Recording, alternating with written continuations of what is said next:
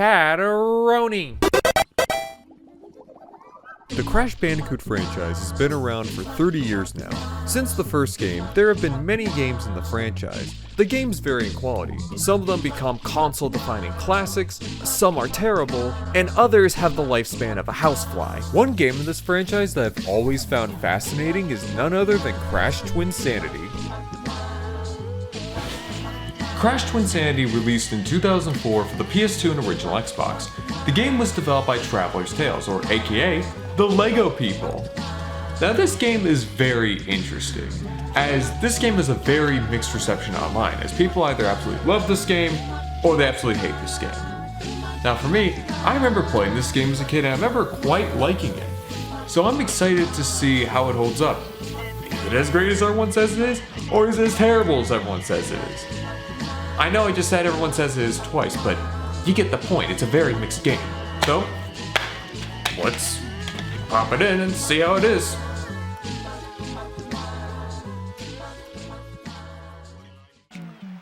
Hey, that's a cool callback to Wrathful Cortex. But wait, what does that say at the bottom? 3 years ago? What do you mean 3 years ago? Shouldn't this game take place after Wrathful Cortex? What an amazing way to start off a game. With a typo. The game starts off with a cutscene that shows Cortex fucking kill Crash's sister and then he commits identity fraud.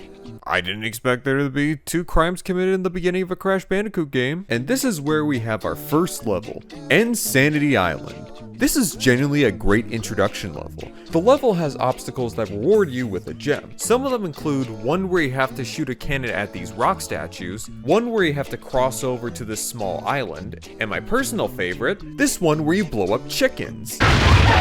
The level also gives the player a big open space to mess around with the controls. And speaking of the controls are the same as most of the games in the franchise. You use the analog stick or D-pad to move around, X to jump, square to do a spin attack, or circle to slide, crouch, or perform a slide jump. My biggest problem with this game's controls is that you can't use R1 to do a slide. While in every other Crash game since Crash 2, you use either R1 or the circle button.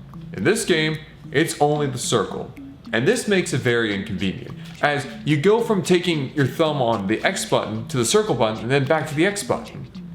I guess they just forgot to map it to R1? Maybe? On the topic of the slide in this game feels stiff, especially compared to the games that came before it. As in this game, the slide is locked to only going in one direction, while in the other games, you would be able to control where Crash slides. The jump for some reason now comes after the slide, instead of the jump coming immediately after pressing the slide and jump buttons. After that section, you then follow Cortex down this pathway which leads into the tutorial. Along the way, you'll find these little corner areas with challenges in them. There's one where you have to shoot a cannonball out of a cannon and roll it into a tiki statue's mouth. And the last statue is real fun because you have to try and get a cannonball over this log and into the statue's mouth, but it's completely impossible to do it because you have to keep sliding over the goddamn log. Until I ultimately decide just to quit doing it. I really like how this game goes with more open levels over the linear hallways like in the past games. Not only does it freshen up the formula that started to get stale by the last game, but it also allows for levels to be expanded upon and also include puzzles in them. Hey! Yeah, you! I've been doing this for 10 stinking years. Back and forward, and I'm sick of it! But I'm not gonna do it no more! I'm sorry, but I'm gonna have to do this. Hey look, a Star Wars reference. Crash is then led into a boss fight with Cortex, who in this game is voiced for the first time by Lex Lang. If that name sounds familiar, then you might also recognize him as the English voice actor of Geto in Jujutsu Kaisen. And for his first time as Cortex, he does an incredible job. His performance is a major highlight of this game, as he's both funny and just has great line delivery. And you can easily see why he's still the voice of Cortex to this day. He's just that good. Cortex's fight in this game is a very solid first boss fight, as it's not too difficult, but not too monotonously easy. It gives the player a good first challenge. The first half of the fight consists of Cortex shooting at you and throwing bombs at the platforms to destroy them. For the second half, you fight Cortex's newest creation, Mecha Bandicoot. He shoots missiles at you and at the end shoots this green stuff that you have to spin back at him. Doing this multiple times will result in you destroying different parts of his body until there's just a head left. Cortex's hoverboard is then shot down and him and Crash go falling down a hole. They end up in a cave and this is where we're first introduced to one of many ball sections. And my god, these ball sections suck. These levels suck because the ball controls are way too sensitive. If you press the analog stick ever so slightly, the ball will start rolling insanely fast, and it's nearly impossible to stop it, especially when you're trying to break some boxes or grab a gem that's on a ledge. If you're able to stop the ball, Crash and Cortex start beating the absolute hell out of each other. And what the fuck? This is actually in the game.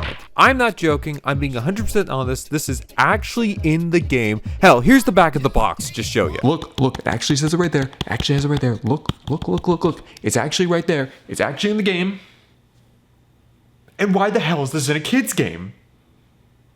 One really shitty detail about this game is that Aku Aku is completely useless. If you touch a single nitro box or accidentally spin a TNT box with Aku Aku, you die instantly. And it makes it really fun when you're going at full speed in the ball sections and you just happen to hit into a nitro box and you have to do the entire level all over again because you were on your last life. After the ball sections are finally over, you have to fight these ants with lightsabers who look like Jimmy Neutron villains. You also have to smash these glowing lights on their drill so they don't steal any boxes. Now this section would be fine if the Ants weren't overpowered to absolute hell. It takes 2 hits to kill them, and if one of them even lays one finger on you, you're dead. After you beat them, Cortex then grabs a crystal and tries to run away with it until Crash comes and grabs it.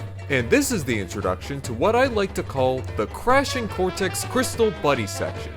In these sections, Crash and Cortex grab onto a crystal and you can throw Cortex over to activate a switch and also use him as a hammer. Since Crash and Cortex are now working together in these sections, the both of them have brand new moves. As stated on the back here, they have moves such as the Twin Slam, Twin Throw, and...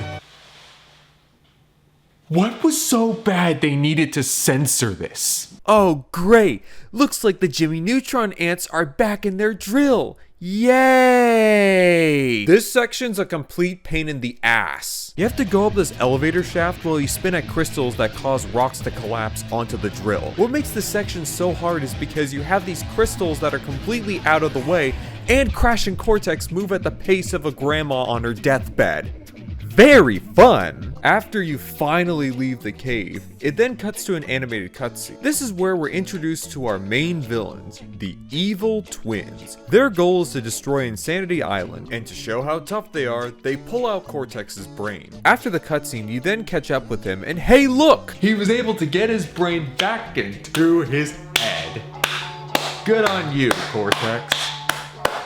This then leads into a level where you have to clear a path for Cortex as he's currently getting attacked by bees, and then an entire beehive, and then a bear. This level is really fun, as clearing the path in time for Cortex to cross through is a real challenge. The only complaint I have is that it takes a long time to get these pegs into the ground, and you can easily touch the spikes at the bottom and get hurt. Cortex then gets captured, and Crash must save him by going through a really shitty stealth section. Seriously, why was it a staple of 2000s kids games to have a shittily designed stealth section that feels like it was thrown together in 5 minutes? Was it mandatory? Like, if they didn't have a stealth section in the game, it would just end up getting canceled or something like that? And if you're wondering, it's not better than any of the shitty stealth sections in any other kids game that released around the same time. Making it over here and... wait, I was hiding behind there. How did that not count as me hiding? Alright, I just gotta make it over this jump in. What the fuck? How did I just randomly freeze midway in the air? After that, you then find Cortex who's tied up against a totem pole in a small village. And yes, if you're wondering, This is where the Stormtrooper gyrating song comes from.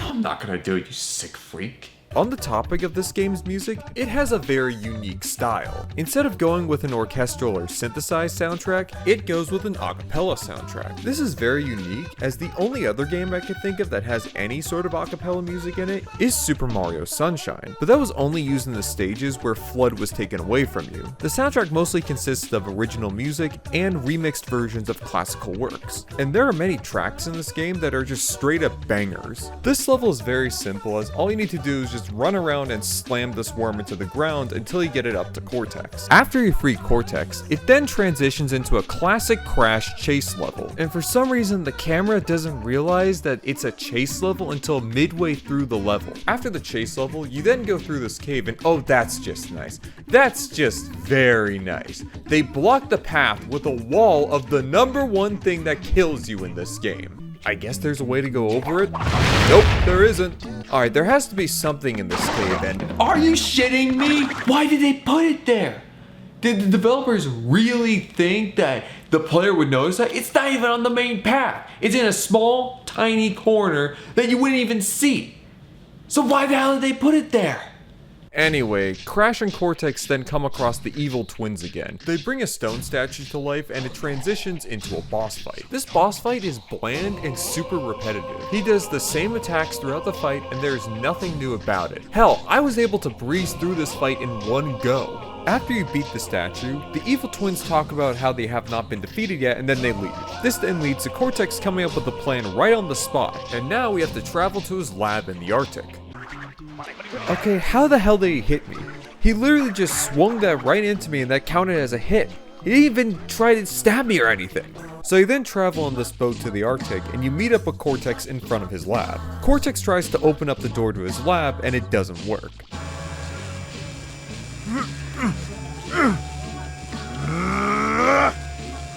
God, some of these cutscenes just feel really off. So now we have to go a different way. You have to go into this cave that's full of bats and penguins with jetpacks on them? What the hell were they on when they were making this game? And this cave level is genuinely pretty good. To get up to the top, you have to climb up this metal scoop thing, and the way up gives the player a good challenge, as it doesn't feel like the game is holding your hand, while also not feeling way too hard. You then catch up to Cortex, who's talking to the jetpack penguins. Well, the past few years have kind of been slow. Wrath of Cortex didn't do as well as we'd hoped, and I wonder why. And now we've got another Crash and Cortex Crystal Buddy section.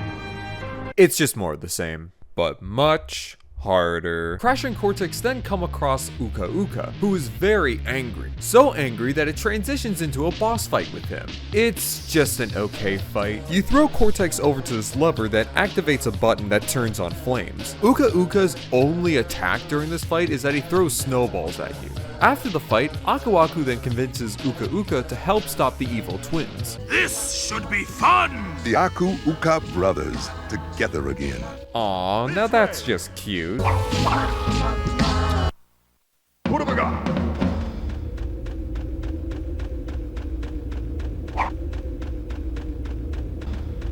I guess the music gave up?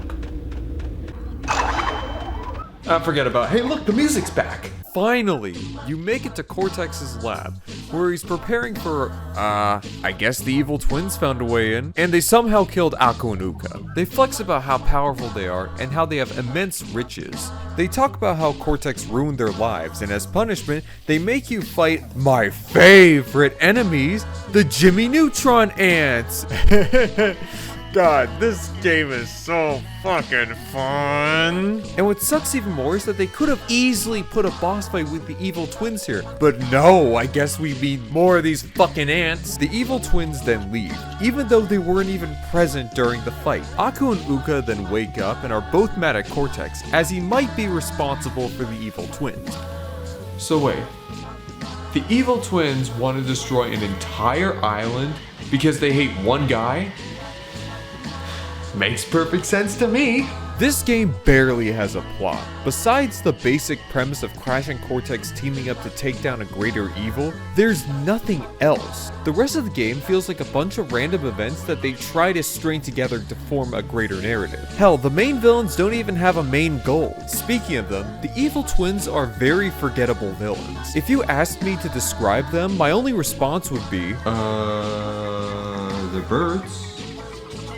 And they're evil. There's nothing interesting about them. They genuinely feel like a one-off villain from a Jimmy Neutron episode. Anyways, you follow Cortex into this room with a contraption in it called the Psychotron. This machine allows Crash and Cortex to travel across dimensions. We require 6 power crystals in order to make the leap, and we have 4. Let's see. That isn't enough! But didn't you already know how much you needed? So now we have to get some more crystals to power the Psychotron. You then follow Cortex into this cave that for some reason has a room with a balcony in it. It set sail! But how? Think, Cortex, think!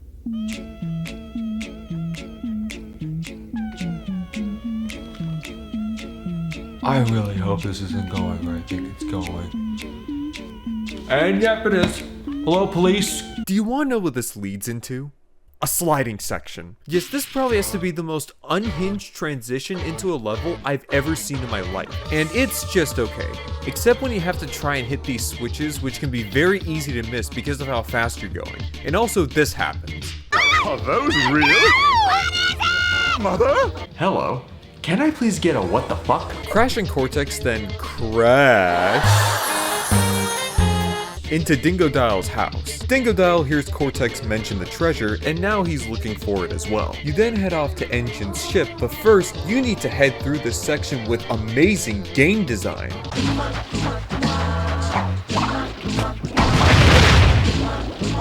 God, at this point they should just go, fuck it. Let's fill the entire level with nitro boxes. The entire fucking level. And to get through the level, you have to do pixel perfect jumps onto this like tiny little bounce box just to make it over to the other side. Does anyone love that idea? Engine's ship easily has to be the worst level in this entire game. It's a complete pain in the ass to get through. In the first section, you have to go through this room that has pirate rhinos swinging from ropes, and it's nearly impossible to not get hit by them. What's even worse is that the area that you respawn in is close to the rhinos. So every time you respawn, you can easily die by just jumping off this platform. If you were lucky enough to make it out of that room, then you're greeted with another level that's a complete pain in the ass. There are rats in this room that are impossible to kill, and if you try to spin any of them, if you're even off by 1 pixel, then they kill you instantly. And this level is full of them. So you always need to keep looking out for them, because if you don't see them, then you're fucking dead. And what makes it worse is that throughout the entire level, there is only one autosave, and it's at the beginning. So if you get a single game over in this level, like anywhere in this level, if you get 1 single game over, then you go all the way back to the beginning of the level. Or basically, the developer's telling you to go fuck yourself. Then, you have one of the worst boss fights in the entire franchise. The entire fight is just running away from missiles and standing in front of one of the supports until he throws a TNT box at the support and then running away from it. Rinse and repeat this 3 times. He has no alterations, it's just the same attacks repeated 3 times until he falls. They genuinely should have just brought back Mecha Bandicoot for this fight, and just made it similar to Engine's fight in Crash 2. That would have been way better than this. Oh look, another chase level, but this time I'm being chased by a giant walrus who's fast as hell. At the end of the chase level, you then see Engine again as he gets blown the fuck up, and then Crash gets launched onto a small iceberg with Entropy and Embryo on it, who are just standing there for some reason. Tell us where the treasure is, and we'll let you go. When did this treasure become a vital plot point? And then this transitions into another boss fight. And yep, you could tell that the developers even knew that the last boss fight was absolute shit. This fight is definitely an improvement over the last one, but it's not amazing. The fight consists of you running from Embryo, who turned into a big green booger monster, and jumping across smaller icebergs as entropy sinks them. This fight still suffers from the biggest flaw with most of the boss fights in the game, and that is the fact that they're just really repetitive. Although Entropy section does give you a good challenge. Embryo then launches Crash into the air, and now we're back at Cortex's lab. We now have enough crystals to power the machine until, uh-oh, Crash's sister somehow finds us and then kicks Cortex in the balls. My crystals! And she also ruins the machine, so we now have to get Cortex's goth niece to fix it. Obviously, I've made a few modifications here and there. I don't even want to imagine what he did to her. And now we follow Cortex to his airship. And wait, how do you get onto his airship? Do I just jump onto it?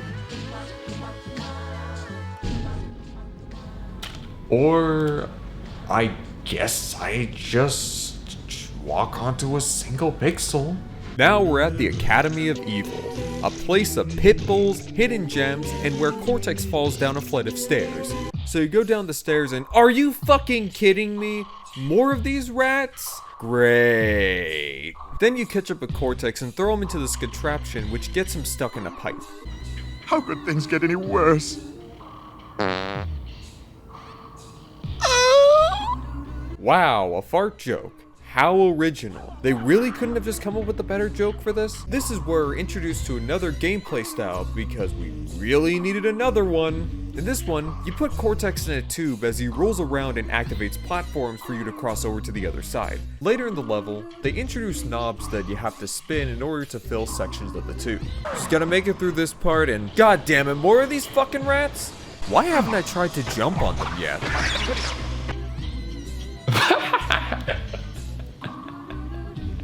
Get this. The platforming game won't allow you to jump on an enemy. Now think of any platform game, like any platform game that's ever been made. Name one platforming game where you cannot jump on an enemy. Can't think of one? That's because this is the first ever platforming game where you can't jump on an enemy. Yeah, I know. That's like making a first-person shooter where you can't shoot any enemies, or a puzzle game where you can't clear away any blocks. Hell, I wouldn't even be surprised if next they made a platforming game where you can't jump. Wouldn't that be incredible? Wouldn't you want to play that? Wouldn't you want to play a platforming game where you cannot even jump at all in the game? Yeah, amazing idea. God, I want this game to be over with. Oh hey, it's Dingodile. Dingodile wants to fight you because he's also looking for the treasure as well. I can't believe I'm saying this, but this boss fight is genuinely really good, as this isn't another monotonous boss fight where he keeps repeating the same attacks. Instead, he has a whole flurry of attacks that keeps changing throughout the fight. This gives the player a real challenge. As they progress through the fight, they will start to learn all of his attacks, and then eventually defeat him. Crash is then shot out of the sewer and then finds a door that leads into the school. This then transitions into another shitty stealth section. This one is definitely way better than the last one because it's much easier and it doesn't feel like it was thrown together in 5 minutes. There are these bookshelves that you hide behind, and they also have a glowing spot to show you where to hide. You then go through this classroom that is nearly impossible to get through because of how dark it is. Like, they couldn't have at least put one light in this room? Towards the end of the level, you go through one of the worst designed sections of the entire game. In this section, you have to try to make it up to the top before the acid catches up with you. Now this would be fine if everything in this room wasn't trying to fucking kill you. I'm not joking. Literally everything in this room wants to kill you. There's nitro boxes all over the place. There are these robots that are impossible to kill. If you don't move fast enough, then the acid will catch up with you and kill you. And it's really easy to accidentally fall to your death. And when you mix all of those together, you get shitty game design. After that, you finally get to play as Cortex. God, it took them long enough. Cortex uses a gun to attack enemies and break open boxes. In order to use his gun, you need to get ammo, and you get ammo from ammo boxes. This level's pretty fun, except for the fact that Cortex has a really short jump, and there are these sections where you run towards the camera while being chased by beetles, and if you even touch one of them, you die. And it makes it worse when you're running through a level and you run past an ammo box where you're all out of ammo and you try to go back, but then you get killed by the fucking beetles. Cortex then makes it into his niece's dorm, where he gets to see her and she crushes his hands. And now we get to play as her. Her gameplay is similar to Crash's, but instead of a slide, she has a grappling arm that hooks onto these small hooks. Her level's pretty fun, except when you miss a hook and you go falling down and you die of fall damage, because this game apparently has fall damage in it. And the level is way too dark. Hell, some sections are so dark that it's impossible to get through it because you could barely see a thing. Every time I try and cross these chimneys, I end up falling off because I can't tell what's a chimney and what's a part of the background. One positive is that she can kill the Jimmy Neutron ants in one hit.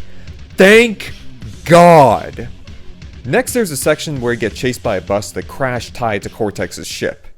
And this fucking section is easily the worst part of the entire game. What you have to do in this section is that you have to outrun the bus.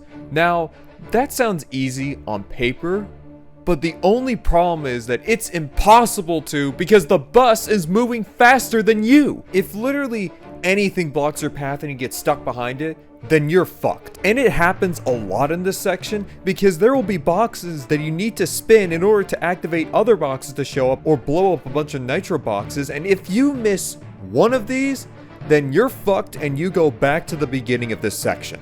And it makes things even worse when you're forced to watch an unskippable cutscene that completely throws you off and then leads to you dying again and having to do the section all over again.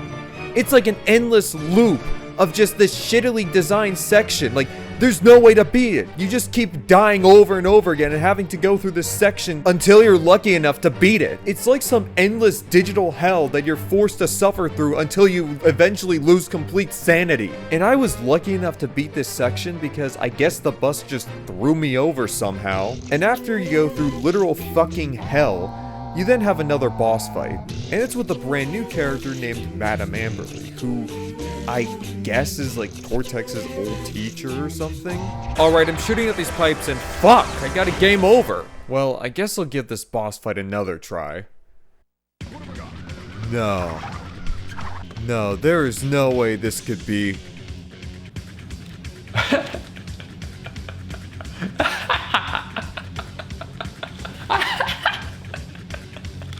I'm gonna rip this game to pieces. What a cruel fucking joke. Imagine making it to the end of the worst part of the entire game, and then you make it to a boss fight. But then the moment you get a game over in that boss fight, you get sent back to the fucking worst level in the entire game. You know what? I'm fucking done with this game. I'm just gonna say this. This game really fucking sucks. It sucks. Like, it's chock full of shitty game design that's both unfair and stressful to the player. Now, it's not entirely bad. There are some good parts like the one Dingo Dow boss fight, the opening level, but besides that, the rest of the game is just shit. And there's a good reason why this game is just absolute shit, as it was completely rushed out.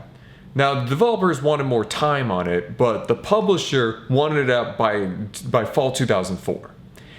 And this game, because of all the shit I've seen in this game, is a perfect example on the reason why a game's sucking is not because of the developer, it's because of the publisher.